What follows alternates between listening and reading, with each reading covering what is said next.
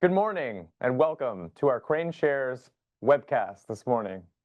My name is Henry Greene and I'm a senior investment strategist at KraneShares Exchange Traded Funds. It's my pleasure to welcome you this morning to an exciting webcast and discussion. We will be discussing Vietnam's emerging market upgrade and key equity market drivers for Asia's latest dragon, which is Vietnam. I'm joined today by Tung, who is a chief economist at Dragon Capital, our partners on the Vietnam Growth ETF, ticker KPHO. And if we move to the next slide, we'll have a quick introduction to KraneShares and our partnership with Dragon Capital. So KraneShares Exchange Traded Funds began about just over 10 years ago when Jonathan Crane returned from China after starting and selling a successful media and entertainment business in the early 2000s. And what he realized when he came back to the United States was investors didn't have a great way of accessing indexes on Chinese equities. And he sought to make it easier for investors in the United States and globally to access China's markets. And since then, we have grown and evolved into a broader ETF platform covering China, not only China, but also other emerging markets regions, as well as emerging technology trends, income strategies, and alternatives as a full-service ETF provider and financial institution. And it's really special, our partnership with Dragon Capital, and it's my pleasure to be here with Tung to give you guys, our audience, the first look through into our new ETF, as well as the exciting opportunities in Vietnam. Here on the right, we have our team, part of our team, and Dragon Capital came to visit us in New York. We actually had our ETF up on a billboard in Times Square, which was very fun. And if we go on the next slide, we just have a quick overview of KraneShares products. So as I mentioned, we've expanded beyond K-Web, which is China Internet, which is probably what many of you may know us for already. Expanded quite significantly, and this is our latest expansion into a new, soon-to-be new emerging market, up from a frontier market of Vietnam with the launch of KPHO, named after, of course, the very famous soup that is traditional in Vietnamese cuisine and very much enjoyed here in the United States. So let's move to slide 4, where we just have a quick introduction. So yeah, KPHO, the ETF, just launched in December. And we really are excited about this product. We think that it combines Dragon Capital's expertise as well as has a key differentiator in that it actually owns stocks that are otherwise currently limited to foreign investors. So Tung will talk more about that as the discussion continues. And so Vietnam, I mean, I guess Tung will have a lot to say on this topic, but why Vietnam? Many people know Vietnam recently for becoming a supply chain diversifier for companies' China Plus One strategies. And we've seen its exports really surge, partly due to this. But it's really a lot more than that. This economy has just so many attributes to it right now that we find are similar to what we saw, what our founder, Jonathan Crane, saw in China in the early 2000s, and so that's really exciting. So I think Tung, if we move to the next slide, I'll have Tung introduce himself as well as Dragon Capital. Tung. Thank you, Henry. Let me just start by saying how excited we are and honored we are to act as the supervisor to the KPHO ETF. We feel very much privileged to work alongside our highly professional partner, KraneShares, to bring investor asset to Vietnam, a market that we believe is among the most exciting and perhaps the fastest growing in the years ahead, right? So before diving into Vietnam itself, allow me to briefly introduce who I am and who we are. So my name is Tung Dang, as Henry already mentioned. I'm chief economist at Dragon Capital, right? And Dragon Capital is the oldest and the largest fund manager in Vietnam.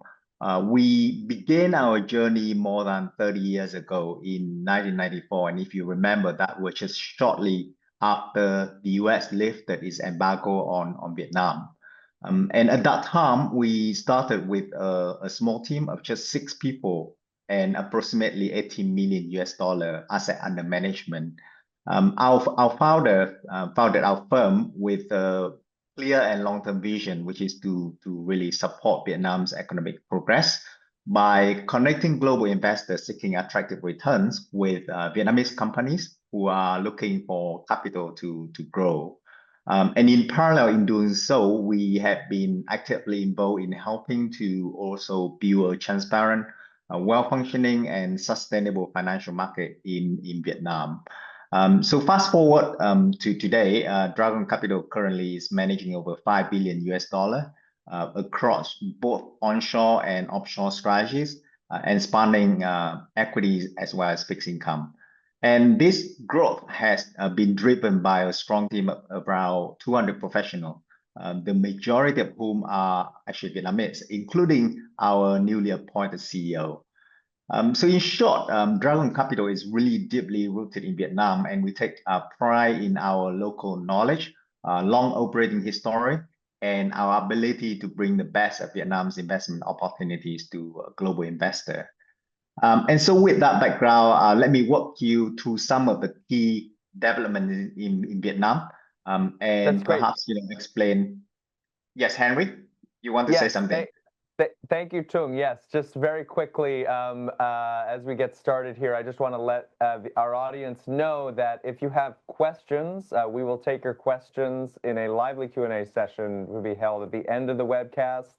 And you can, if you're joining us on Zoom, you can press the question chat function to ask a question. And if you're joining us on our website, please email info@KraneShares.com at any time during the webinar, and we'll take your questions at the end.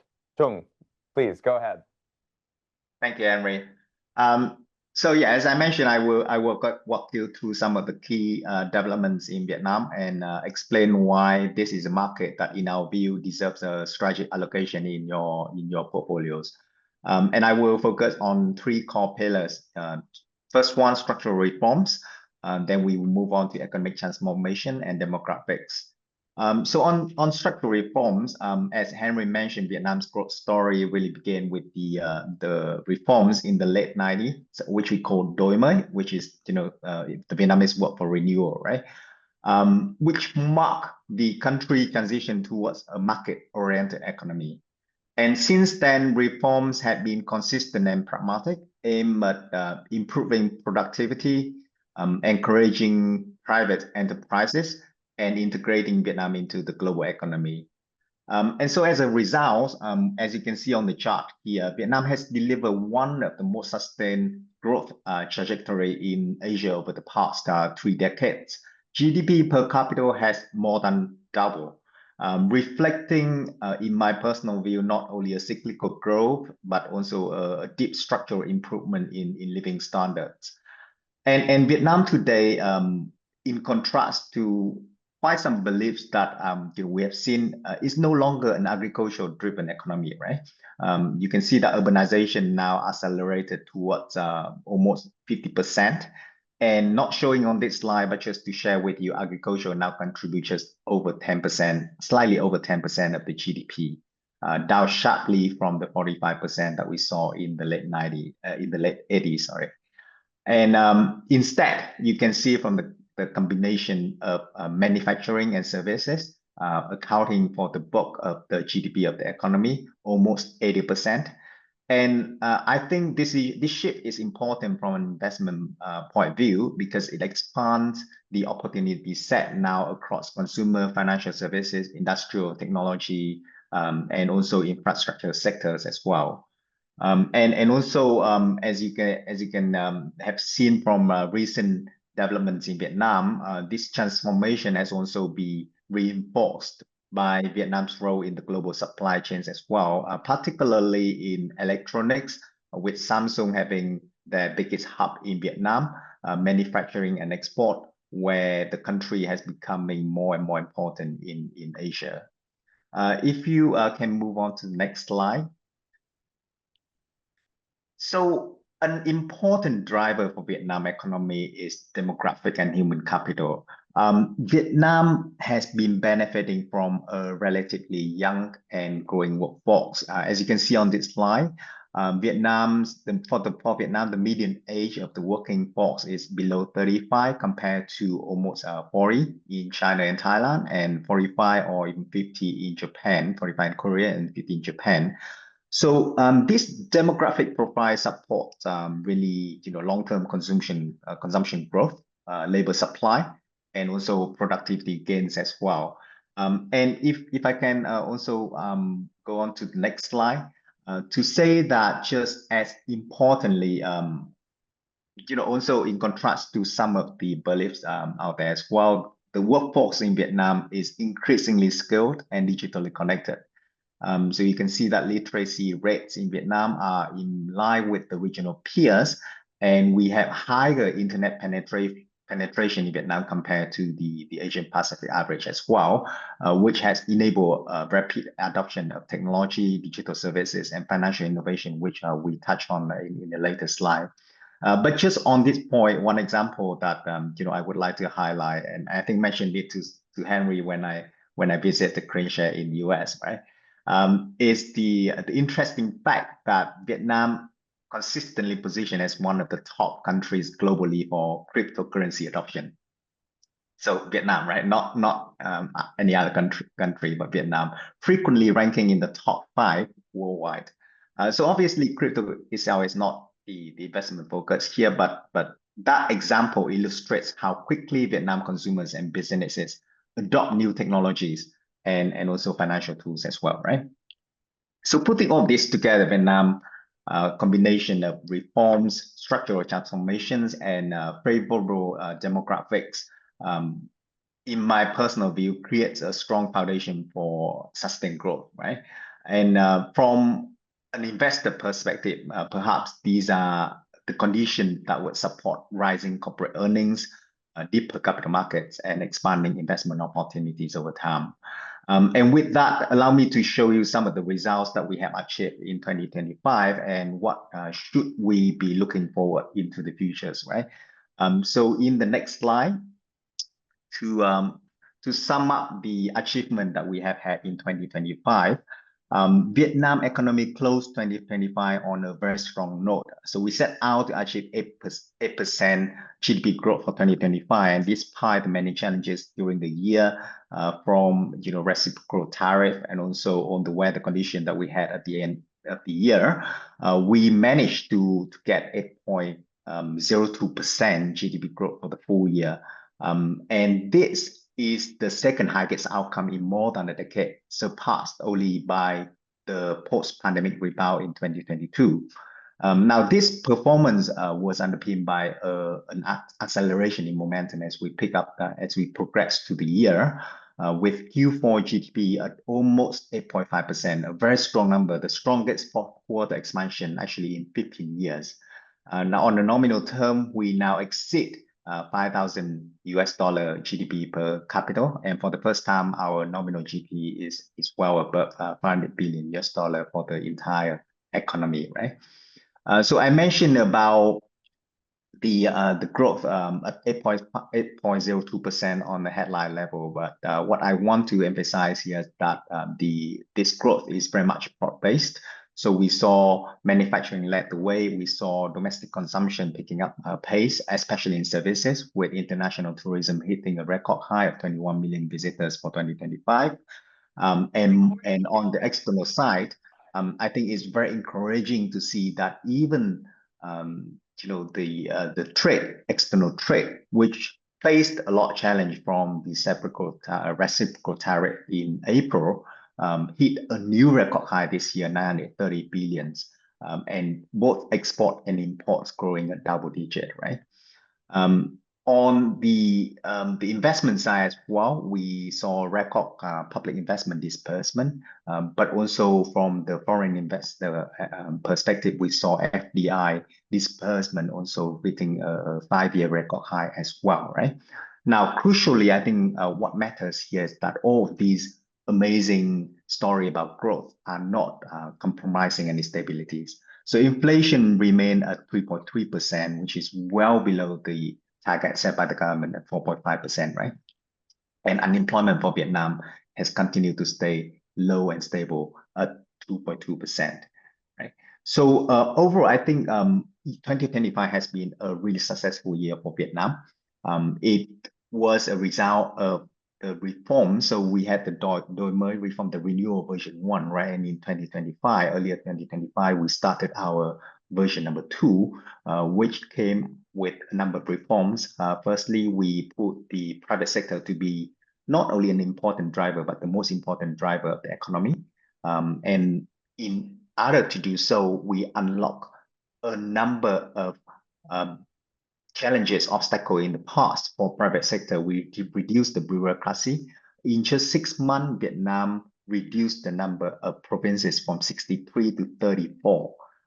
And also the number of ministry from 18 to 11. I think that's unprecedented on many level, on different scale, right? Even corporation, if they want to do that, I think that would take perhaps even longer. So that is a demonstration of the intentions of the government to really push the economy to the next phase of expansions. And earlier this year, I think just last week, we got another important resolution to basically try to improve the efficiencies of the state-owned enterprises. So as you perhaps know, SOE or public sector, they tend to do things that private sector, do not do, right? Just to complete the whole economic pictures. But what this resolution is trying to do is to say that in addition to obviously do what you have done in the past, you are going to lead in terms of innovation. You are going to lead in terms of creating that new frontier for the economy to grow. And we believe that will improve the efficiencies of the public resources in the future as well. So now talking to the futures, allow me to show you some of the key themes that we think will play out in the next few years in the next 2 slides, or maybe the next slide first. Right, so future growth of Vietnam, we believe that will hang on 3 main pillars. There will be urbanization on the left and digitalization in middle and infrastructure on the right side, right? I want to talk about this digitalization here first, because traditionally for an economy to grow, we go through step or go through the staircases, we walk up the staircases. In this case, I would argue that Vietnam is leapfrogging, meaning we are jumping a few steps ahead by adopting more digitalization in the economy. So I will talk more in the next slide, but one example that I really, really like here. So I came from I was in Vietnam. I was born and raised in Vietnam, but then I went overseas to study and stay in Singapore for more than 10 years. And Singapore tends to be sample or given as an example of how an economy is so developed, right? And I can tell you that the payment system there, when we heard of QR payment, that was a game changer in Singapore. I came back to Vietnam, and that was already 1 to 2 years already. So if you go to Vietnam nowadays, one thing that perhaps Henry you can say whether or not you have seen the same thing. But if you go to Vietnam, the amazing thing is that you actually don't see a lot of people having cash. They don't use cash to transact in the economy. They use their mobile phone. They scan the QR, and immediately they can pay. And even the smallest thing like buying fruits or vegetable, you are going to do that, right? So that is changing the game in Vietnam. So we are skipping a few steps in order to accelerate the economy, right? Or the other example that on this slide that you can see here is that in the past, we used to go to local markets. And the next step normally is that people go to the big box retailer, you go to the shopping malls, right? So now, yes, people still go to shopping malls, but they do that in order to try out stuff or buy perhaps very ultra luxury items, right? That have more credibility being in the shopping malls. For most of the other stuff, we do shopping on e-commerce platform. So if you go to Vietnam and you ask anyone about Shopee, everyone knows about Shopee. You will ask them about TikTok shop, you ask them about other online e-commerce platform, they would know, right? And a lot of transactions are happening through those kind of platforms, and that accelerate the economy, right? So that makes the economy more efficient instead of going slowly through the legacy system, right? So on urbanization, I think I mentioned that already in an earlier slide, that urbanization is a big theme in Vietnam. We are going towards the 50%, and we are perhaps moving even further than just the 50%. Now, the expansions of the urban middle class, in my opinion, is a very powerful demand driver, right? Because urban consumers tend to spend more on housing, financial services, healthcare, perhaps education and discretionary consumption as well, right? So all of those will translate into a broader opportunity sets for investors as you look into Vietnam. So the last thing that I want to mention here is infrastructure. So for tourists, for those you who have been in Vietnam previously, right? Perhaps you would share a fair shares of frustration with moving around, right? Not only from one city to the other, but even within the city. Traffic is horrible, right? I think I'll be the first one to admit that. And we know that because if you look at the statistic, logistic cost in Vietnam is huge. It's 18% of GDP at the moment, where our peers are in lowest double digit or even single digit, right? And so we think that for the economy to progress further, to progress faster, there has to be some change with infrastructure, right? And the good news is that new government is putting a lot of effort in building out the infrastructure for Vietnam. And the infrastructure for Vietnam, the interesting thing here is that it's not only constructed or being handled by the public sector, but the private sector is being very proactive in helping the government to do so as well. One example that I can give you is that we are talking about the North-South high-speed railway, and Vietnam has the advantage of adopting high-speed railway because we are just one long country from the north to the south, right? Unlike, for example, like China, where you have to build many lines just to circle around the country. So this high-speed railway, you can think of it like the Shinkansen in Japan, or the Beijing-Shanghai high-speed railway in China, or the high-speed railway in Europe. And I personally think that will change the game for Vietnam. That will change how we grow out in terms of connectivities, reduce costs for business, and support the expanding domestic consumptions. So I think these three drivers are working together, right? They're not in isolation for sure. And we keep coming back to reforms and renewal as well, because the intention from the government, in my personal view, it's just so important that they don't just talk, they don't just come out with resolution which sort of like generic kind of like statement, but very specific goals for private sector, for SOE to achieve by 2030 and beyond, right? And so with that, I think Henry, the next thing is really for how global investors are recognizing this progress, right? And so perhaps you can talk about the market updates and upgrades and capital flows. Yeah, absolutely, Tung. Thank you so much. That was a really great kind of overview of Vietnam's economy. And I'd also like to point out that on the high-speed rail front, I think it's very telling that the government is seeing this as being led by the private sector, right? And I think that setting a very positive tone for business people and for the global investment community when they look into Vietnam. So in October, index provider FTSE Russell announced that they would be upgrading, so quote upgrading Vietnam from, it was in their frontier markets index, the FTSE or FTSE Frontier Index, and they upgraded it to secondary market status. So this will take effect, meaning that it'll actually move from the Frontier Index to the Emerging Markets Index in September of this year. assuming everything goes as planned. And now, so we've been looking very closely at indexes for a long time. We worked closely with MSCI as they included more China A shares or locally listed stocks into their indexes.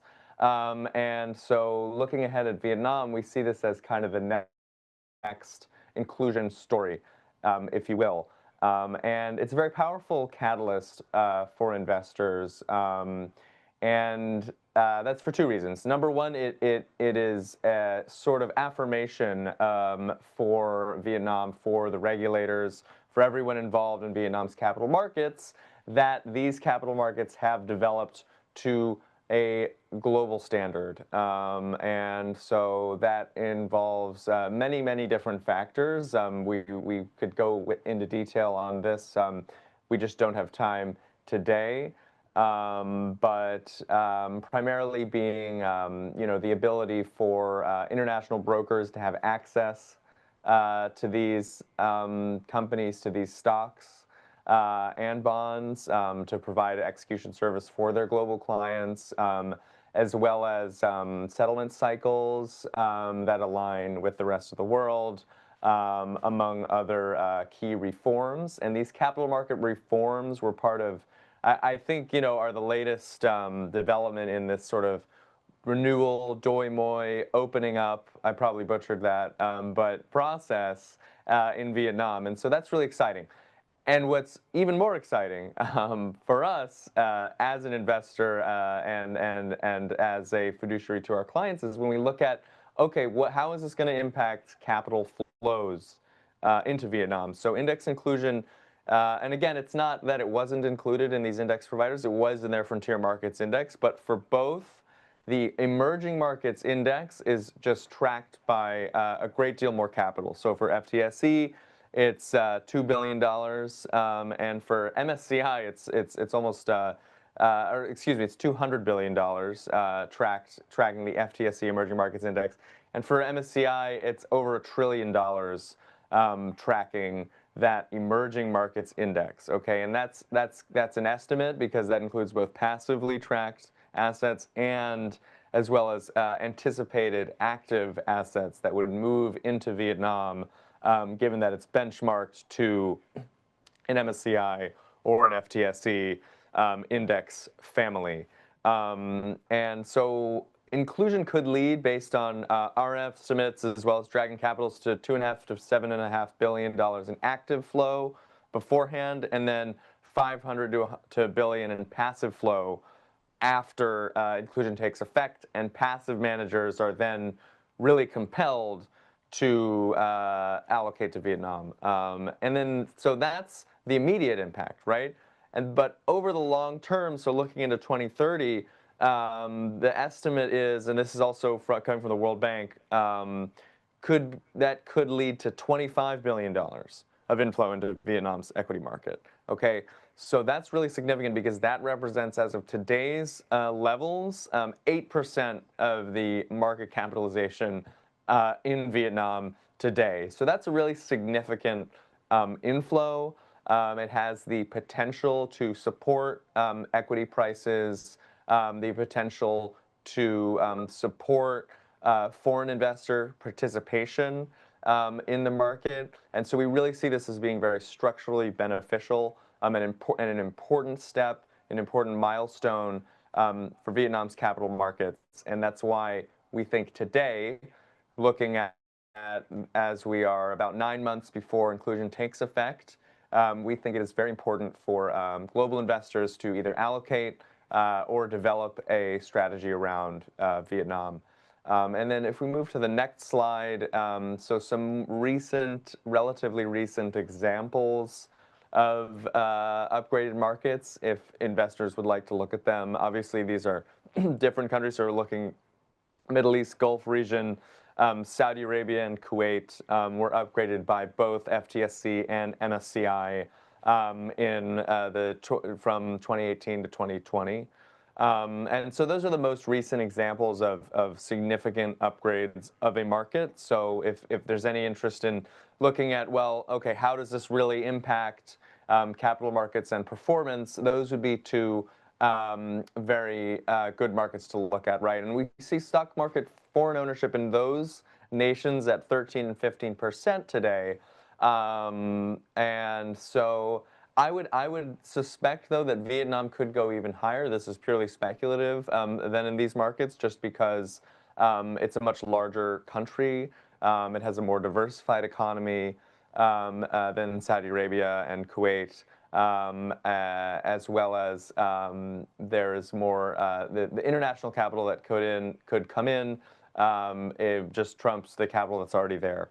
And then if we move to the next slide, we're going to come to another topic that I think is important, not only for Vietnam's understanding of Vietnam's capital markets in general, but also for our product specifically. So that's KPHO, and that's foreign ownership limits. Now, for those of you who are familiar with emerging markets, familiar with frontier markets especially, right, you've heard of foreign ownership restrictions, right?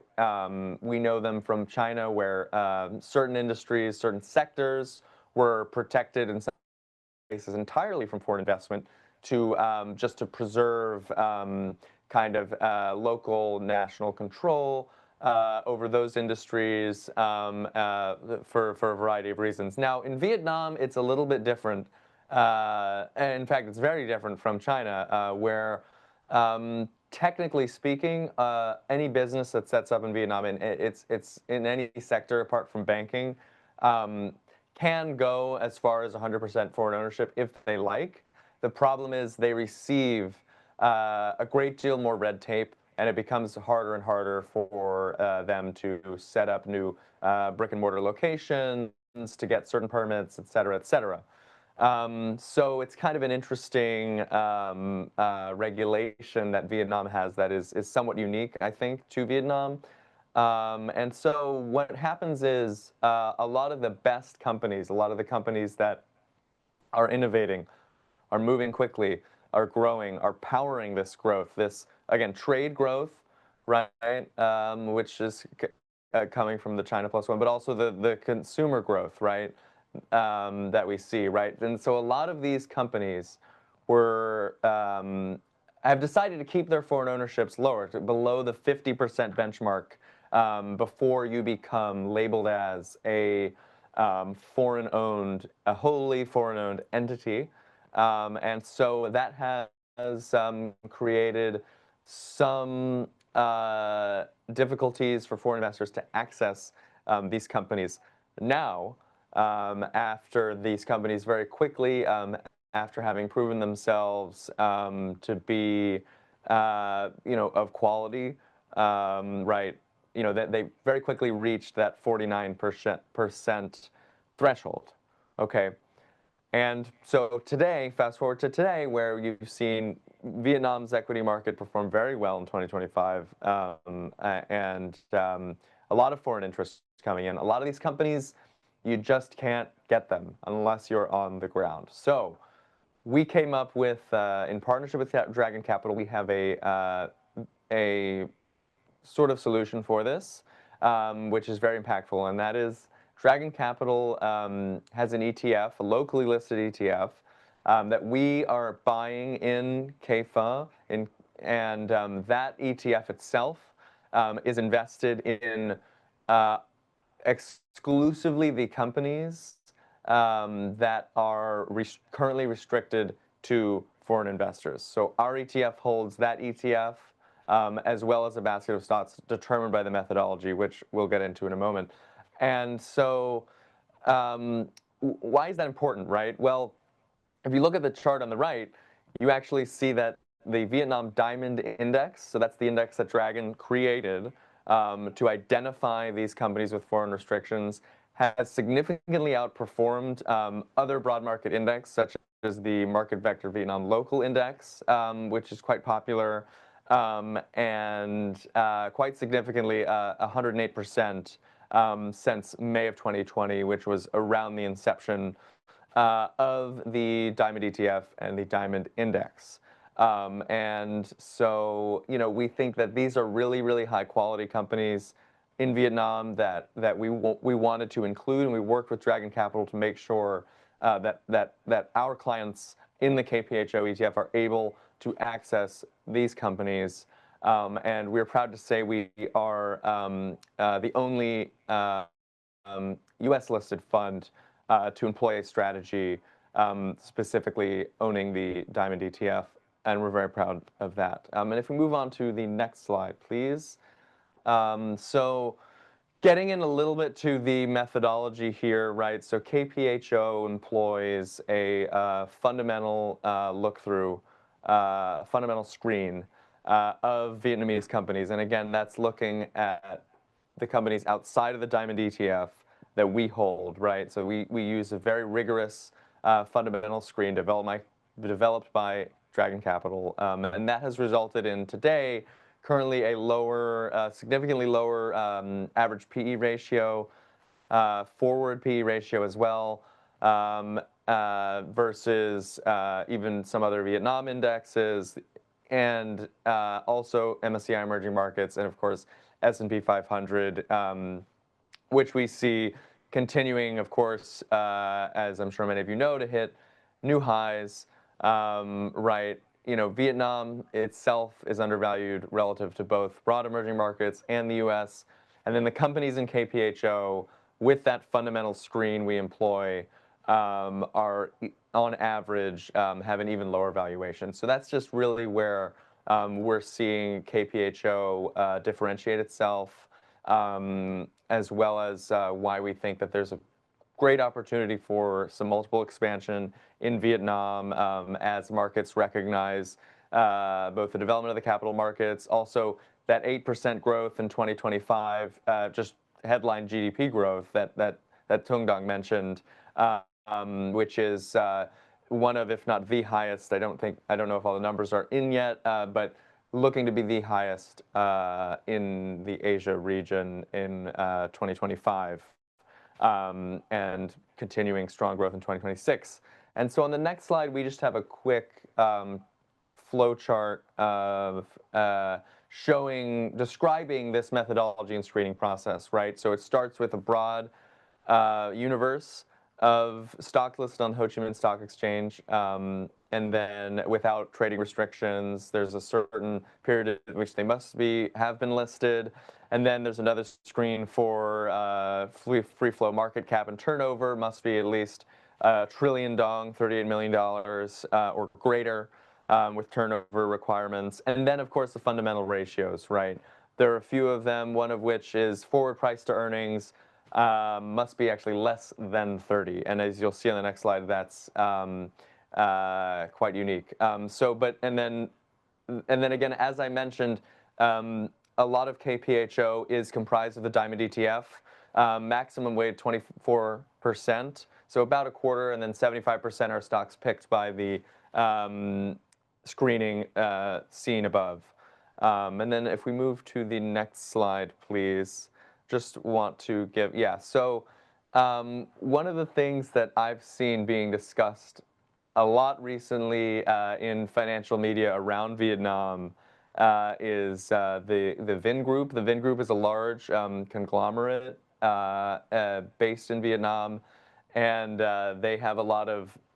There's the Vin Group itself, and Tung, I might ask you to help me out here, but there's the Vin Group itself, and then they have some offshoot companies such as VinFast Electric Vehicles and VinHomes, which is real estate. And just because of KPHO's methodology, right, in an attempt to avoid those overvalued stocks, we don't hold Vin Group, but we do hold VinHomes.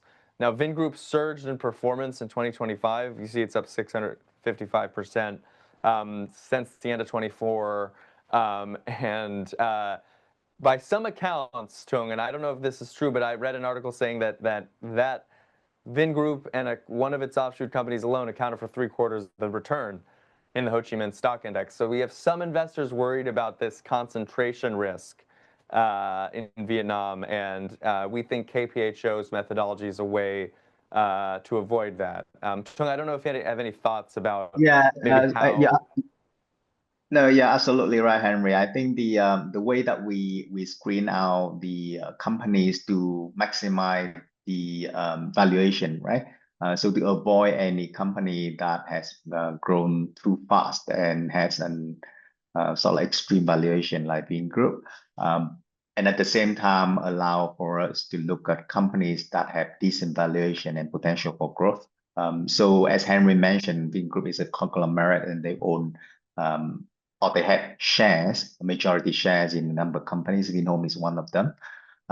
So when we look at the Bean ecosystem, so on the Vietnam Stock Exchange, you have Bean Group, you have Bean Homes, you have Vincom Retail, which is a company that operates a shopping mall, and then you have Vinpearl, which owns and operates the hotels and amusement parks, right? So you're right, Henry. They alone account those four companies, right? They account for the bulk of the return on the Vietnam Stock Exchange in 2025. But if you strip out Vingroup, which obviously has a very high PE valuation as of now, you look at the other company like Vinhome, they still have decent valuations. They have tremendous pipeline projects.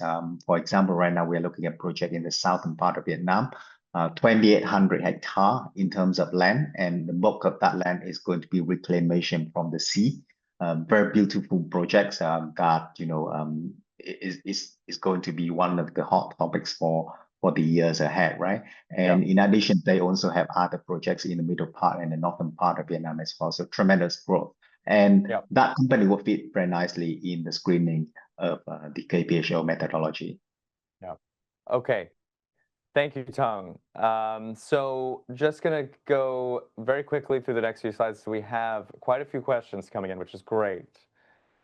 So on the next slide, we're just looking at KPHO's current sector breakdown.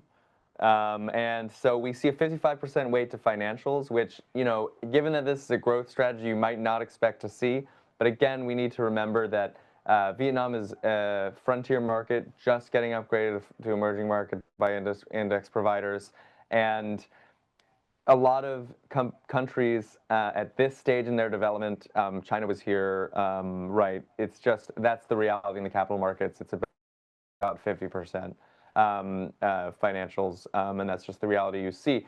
The advantage of KPHO, though, is given its methodology. So if we move on to the next slide, given KPHO's methodology, it could be very uniquely able to take advantage of what we see and what Dragon sees as a very robust IPO pipeline of companies that are very exciting, specifically because especially those in the consumer and technology sectors. So we could see these sectors really, really increasing in their representation in KPHO. And then eventually as well in the broader equity market and in the broad benchmarks. But given our methodology, we're uniquely positioned to see that increase much faster in our belief. And I'll just quick note on in IT and tech services. So V&G Group, I actually visited there when I was in Vietnam in September. I visited their corporate campus in Ho Chi Minh City, and I was very, very impressed with the quality of their campus, and it really had it felt like I was in Silicon Valley office, which is really exciting.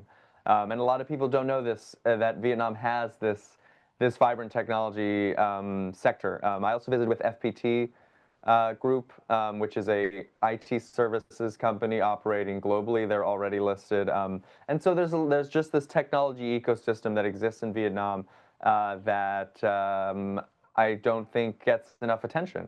And so if we just go to the next slide, these are just the top holdings in our KPHO ETF. And again, this is including a look through to the Diamond ETF, which is held by KPHO. And as you see, within the top 10, there are 3 stocks that have reached their foreign ownership limits. So these 3 stocks in the top 10, there are more, are coming from the Diamond ETF, and you can really only get them as a foreign investor through KPHO. Okay, so let's move on to our questions because we've had quite a few. So Tung, you ready? They're not going easy on us, all right? We got a few questions here. Okay, I'm glad we so have questions because yeah, that shows interest, right? yeah, exactly. So one of our first questions is whether the Vietnamese stock market is mostly institutionally driven or retail driven, and what kind of the investor profile looks like, whether it's long term or short term. And Tung, any thoughts on that? Yeah, so I think this is a very valid question because at the moment, if you look at the transaction data for the Vietnam Stock Exchange, it is absolutely correct that retail participation is still the bigger chunk, right? But the presence of institutional investor like Dragon Capital or some of the other funds in Vietnam is become more and more increasingly important, especially with the FTSE upgrade that you mentioned earlier, Henry. We are also on our way to set up what we call the international financial centers in Vietnam. So there will be one in Ho Chi Minh City and there will be another in Da Nang, which is the middle part of Vietnam. And the idea here from the government is to ensure that the financial market or the capital markets are going to be well balanced between the participation from the retail investor and also institutional investor as well. So right now, retail is still driving the bulk of the transactions that we are seeing on a daily basis.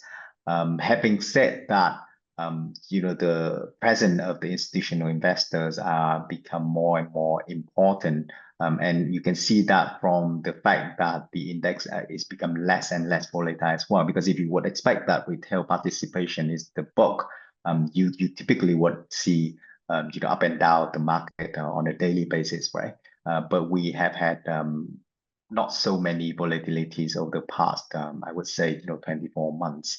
Right now, people are becoming more and more, I would say, less short term. And the reason is now people are more acquainted with the idea that we have a plan for the economy for the next 5 years, right? So sort of like you are at point A and you know roughly where point B should be at the end of 5 year, right? So they can afford to ignore or avoid the noises in between and hold on to the position a little bit longer. So that's our observation. Okay, great. Thank you, Tung. And so our next question is from Thomas. So thank you, Thomas.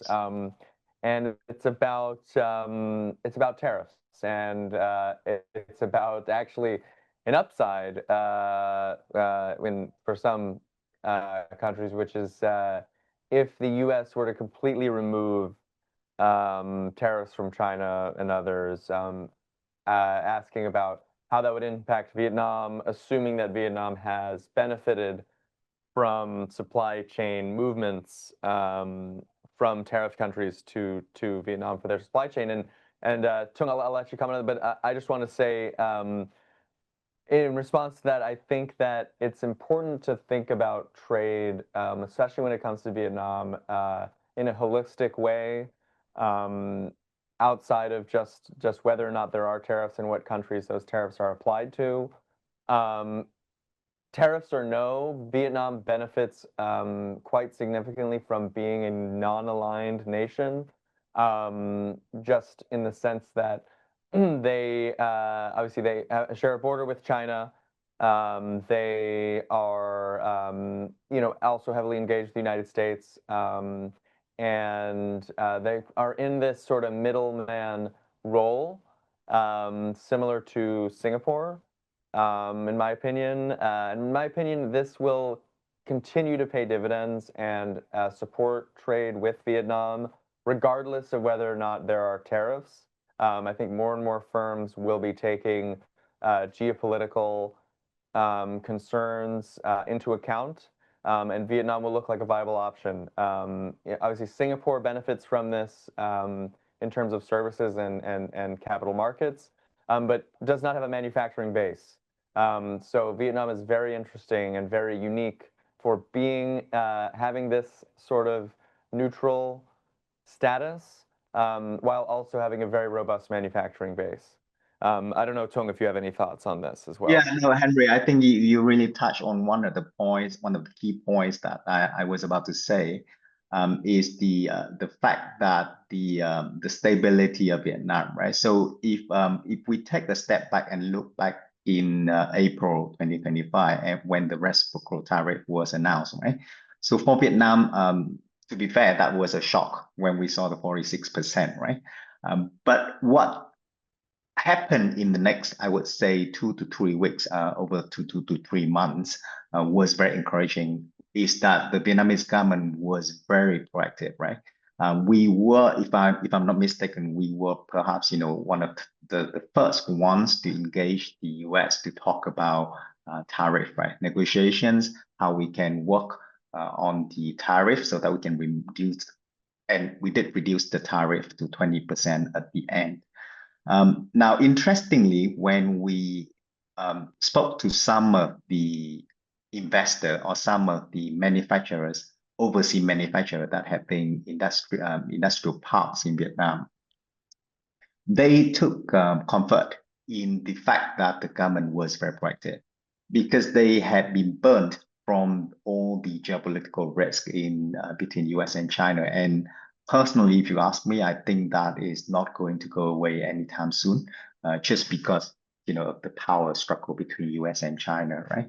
And so the fact that the Vietnamese government was very proactive gave them comfort to say that stability is going to be here. Now, when you look at the average tariff and you say that 20% in Vietnam, 19%, from our peers, neighborhood in the region, the business owners, to them, that 1% is nothing when they think about stability. The other thing that they think about Vietnam is the familiarity or similarity with China. So obviously, a lot of these companies have been or were in China previously, and they were used to the cultural aspect, the operational aspect of China. And to them, Vietnam is not so much different. It's definitely different, but it's not so much different that they can get used to. So in summary, firstly, I don't think that removal of tariff from China is going to happen bilaterally. If anything, that is going to be happening on a global scale. And secondly, I think whatever is going to happen, the evidence that the Vietnamese government was very proactive in dealing with the US government on reciprocal tariff gave business owner a lot of comfort to look over any short-term changes, or to say that, over the long term, I want to be in Vietnam, especially with relatively highly skilled labor force that we have in Vietnam as well. Great, thanks, Tung. So we're going to move on to our next question, which is about risks. And specifically, it's about skills risks in terms of the workforce, and also about the regulatory environment. We have a great deal of experience in working with clients on understanding how regulations work in China, and Vietnam is a different story, right? And so I think, Tung, would you speak a little bit about risks from changes in government policy potentially down the road, as well as capabilities, whether that's skills or general infrastructure to support the upgrading of manufacturing? Yeah, certainly, Henry. I think to me, the bigger risk in terms of execution, I think the intention of the government is very clear, right?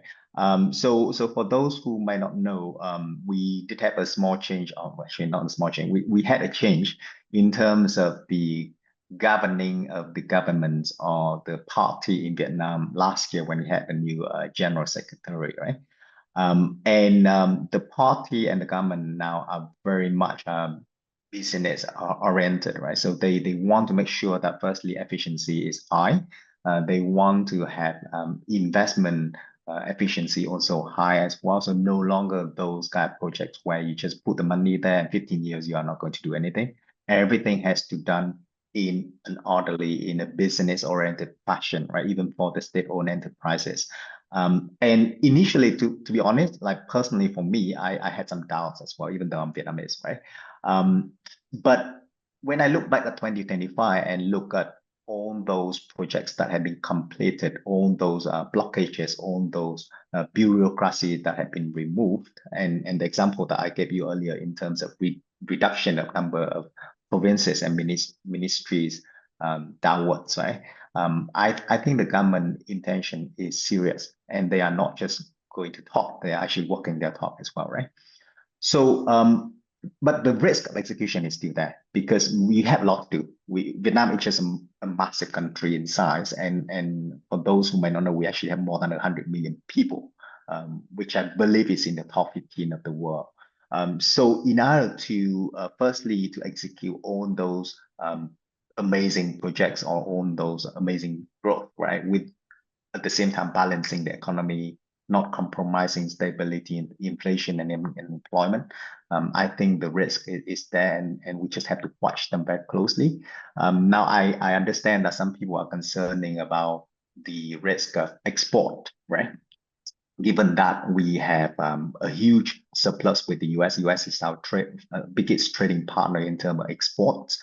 What I can answer or address is say that we have 17 free trade agreements with partners around the world that we have not actually utilized yet. So I think there will be certain shift towards utilizing more of the free trade agreements that we have with our partners around the world. And also in terms of skills, I think this is perhaps perceptions from the past. If you look back at the past, perhaps 5 to 10 years, I would agree that the skill of the workforce of Vietnam may not be on par with our peers in China or perhaps even around the regions. But over the past 5 to 10 years, a lot of efforts have been put on educations. We have a lot of students who study overseas or workers who work overseas, like me, coming back to Vietnam, right, and passing on the knowledge, helping the economy to build up the skills that are needed for us to deliver the work that are required from highly skilled industries, right? So you may not know, for example, obviously Samsung own the smartphones, own the high-end stuff from Samsung are from China, sorry, from Vietnam. And then I think Apple recently, they announced that they're going to have factory in Vietnam as well. And also in terms of the even the sophisticated products like robots, right? We have our own robots manufacturers in Vietnam as well. So I don't think skills are a problem. And I think it's just going to get better from here. Now, regulation, I'm just going to say very quickly, regulation, with this new government, it's just going to get a lot better. And we have seen that already. I think the fact that the government pushed really, really hard for the FTSE upgrade, right, really tells you something. They are serious about making sure that our foreign investor, our foreign business owners are getting comfortable with Vietnam as a market that they can go in, and they know that political stability is going to be there, business environment is going to be supportive, and the government is going to do whatever is needed in order to make sure that the economy is going to flourish in the futures. Great, thanks, Tung. I'd also like to add, as I mentioned when we were showing the IPOs, the V&G group, they have their own social media, local social media platform, messaging, payment, all of this, and they're competing with Meta and its other competitors from the US. Global internet companies are competing in the Vietnamese market, which is very different from China, which has a firewall and there's no competition there. And V&G Group is still able to innovate to provide a local product for local users. And it's currently a free market in internet services in Vietnam. And I think that's important for investors to know. The final question that we'll take today, though we have more, is about demographics, specifically the birth rate. We showed the median population as being about 30, 33. Tung, do you know actually what Vietnam's current birth rate is and how it compares to, say, China or Japan? It's a good question. So I believe the measurement that they normally use is fertility rate, which is how many kids a woman is going to have, right? So for Vietnam, I believe that's going to be close to 2, maybe 1.9, and China is roughly 1. Now, in terms of per 1,000 people, right? I believe the number for Vietnam would be roughly double that of China. So I'm thinking of China perhaps close to 7, and Vietnam is about 13 or so. So Vietnam is definitely growing compared to China. And if I'm not wrong, if you look at the net birth rate, right, which is taking into people who are passing away, I believe for China now, if I'm not wrong, is actually negative. But for Vietnam, it's close to 1, maybe 0.7, 0.8. So we are definitely growing versus China. And interestingly, when I mentioned about the median, right? I obviously take the median as a measurement, but even if you break it down, I believe 40% or more than 40% of population is below 24. And compared to China, that is perhaps close to like 30%. And if you look at upper end, right? For 65 and above, definitely China is more than Vietnam by 5 to 6%. So if you look at the distribution, even the distribution of age of Vietnamese population, Vietnam has a much younger population, right? That reduces the burden on social securities, and also allow us to adopt technology more quickly, because younger people typically they tend to move faster in terms of adopting new technology, right?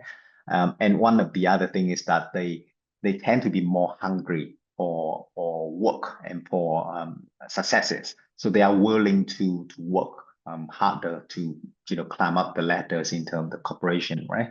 And that's really what we have been observing in Vietnam so far. When people who are interning for our fund, for example, they not only they can do a lot more advanced technological stuff, but they are also willing to do a lot more different work, right?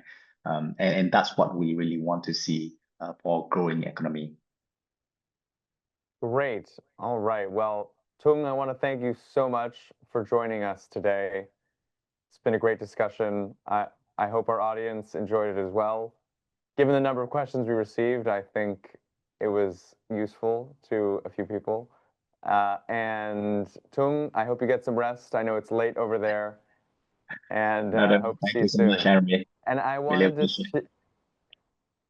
to just quickly say that we will be hosting our China Q4 review webinar. For those of you who are interested, please register at KraneShares.com under webinars. We'll be hosting that on January 21st. And I hope those who are interested will be able to join us. Tung, thank you so much once again. Thank you, Henry. All Thank right, you, everyone, take for care. joining.